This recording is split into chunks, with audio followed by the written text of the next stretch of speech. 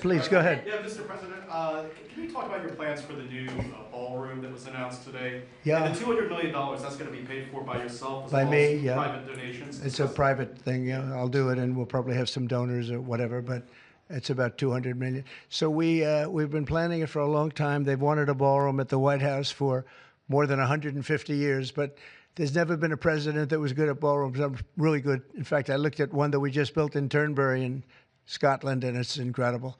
We're good at building. I'm good at building things, and we'll get it built quickly and on time. It'll be beautiful, top of the line. We've retained the best architects and engineers, everything else. It'll be built over on the east side, and it will be beautiful. It'll be views of the Washington Monument. It won't interfere with the current building. It'll be near it, but not touching it, and pays total respect to the existing building, which I'm the biggest fan of. It's my favorite. It's my favorite place. I love it. But they've wanted it, and you know, when they have big events, you entertain the president of China or the president of any place, and you have big crowds. They've always had to get a tent, and you've probably been to some of them, Bobby. When it rains, it's a disaster, and the tent's 100 yards. That's more than a football field away from the main entrance, and people are schlopping down to the tent. It's not a pretty sight.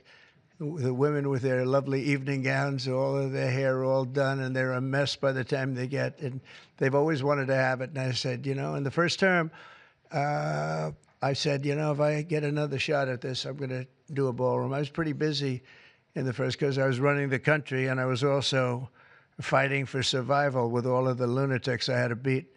But it worked out, obviously, it worked out very well because here we are. But I always said I was going to do something about the ballroom because they should have one. So we'll be leaving it. It'll be a great legacy project, and I think it'll be special. You saw some renderings of the initial. I think it'll be really beautiful. No government dollars at all. No government dollars, no. Week between its executive order, trade, Russia, Gaza, but also the family of Virginia Giuffre released a statement overnight in response to some of the comments that you made this week. You said that Jeffrey Epstein stole people from Mar-a-Lago. At the time, did you know why he was taking those young women, including Virginia? No, I didn't know. I mean, I would figure it was ABC fake news that would ask that question, one of the worst. But no, I don't know really why. But I said, if he's taking anybody from Mar-a-Lago, he's hiring or whatever he's doing. I didn't like it, and we threw him out. We said we don't want him, you know, at the place. This is a story that's been known for many years, as you know. But it's, I didn't like it that he was doing that. Yeah, please. If Canada moves forward with the Palestinian state, Say it again. If Canada moves forward with recognizing the Palestinian state, is that a deal breaker for you? Well, we're going to see. No, I didn't like what they said, but you know, that's their opinion. I didn't like that. Not a deal breaker, but we haven't spoken to Canada today. He's called, and we'll see. But we have made a few deals today that are excellent deals for the country. You know, we're taking in literally trillions of dollars for the country. This is making our country very rich and respected again. We have, you know, I tell these people, and I say it as much as I have to say it, but every leader, I was at NATO, and I was in the Middle East with the three great countries, three great leaders, Qatar, you know, Saudi Arabia, UAE, and everybody said the same thing. All of the NATO countries, essentially, they said that we were a dead country. 1 year ago, we were a dead country. Now we're the hottest country in the world. Look at you people. We're the hottest country anywhere in the world. We're doing great. Yeah, do you have a... Canada currently. What's the holdup with the negotiations with Canada? Well, they have to pay a fair rate. It's all. It's very simple. They have been charging very, very high tariffs to our farmers, some over 200%. And they've been treating our farmers very badly. They've been treating our country very badly for years. And look, we like Canada. I love Canada. I have so many friends in Canada. But they've been very poorly led. They've been very, very poorly led. And all we want is fairness for our country. That's all. You know, they want to be under the, as we call it, the Golden Dome. And I said, well, you know, you're going to have to pay for that. They want a lot of things from our country, and for years we did it. We basically protect them with our military. They spend very little money on their military, as you know. Not an acceptable amount of money. Yeah, please. Thanks a lot, Mr. President, your tariffs policy goes into effect tomorrow. Yeah. As you know, a federal appellate court today heard oral arguments about whether or not you had the authority to unilaterally impose those tariffs. I'm not going to get you to weigh in on the legal arguments, but you're weighing your decision to do that, your authority to do that, based on a 1977 law. It's never been invoked before. Why didn't you invoke this law? Well, we've been winning all along. I just want to ask you, why didn't you invoke this law in your first term? You could have taken in billions upon billions of dollars in your first term, but you waited until your second term. Yeah, because in my first term, I was fighting lunatics like you who were trying to do things incorrectly and inappropriately to a president that was duly elected. And we did do certain tariffs in the first term. If you look at China, we took in hundreds of billions of dollars from China.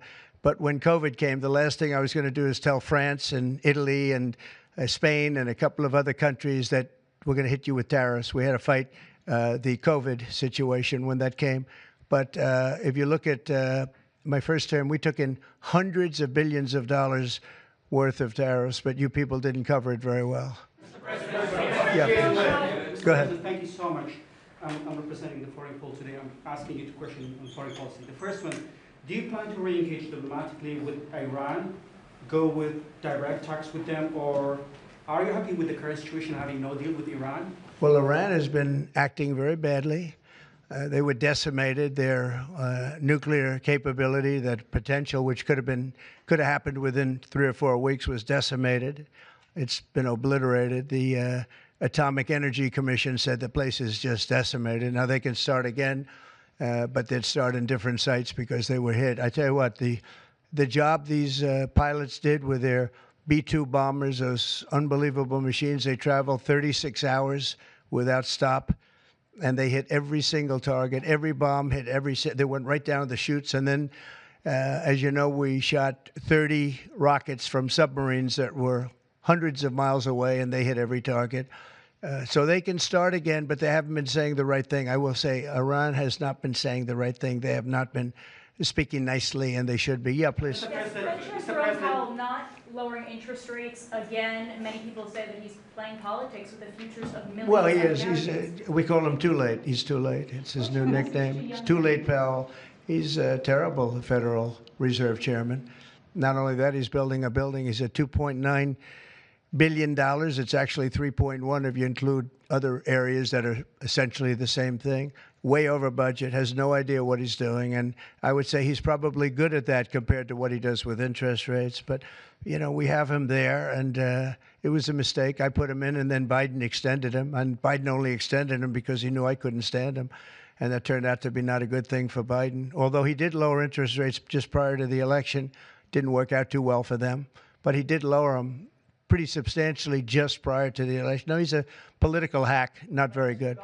He's not a smart guy, Brian. Mr. President, sports fans have been very supportive to go back to the original names of Cleveland Indians, the Washington Redskins. Oh, I love that. Love the sound of that. Well, I do the Washington Redskins. I think they should do it. I told the mayor and I told people that they should bring back the name. If they bring back the name, you'll have a lot of excitement. And, I mean, Cleveland Indians, how about that? That was an original franchise, 1903 or something, 1906, an original, the Cleveland Indians. And what do? They changed the name from Indians. What's wrong with the word Indian? You know who is upset about it? The Indians are upset about it. They're upset about Redskins.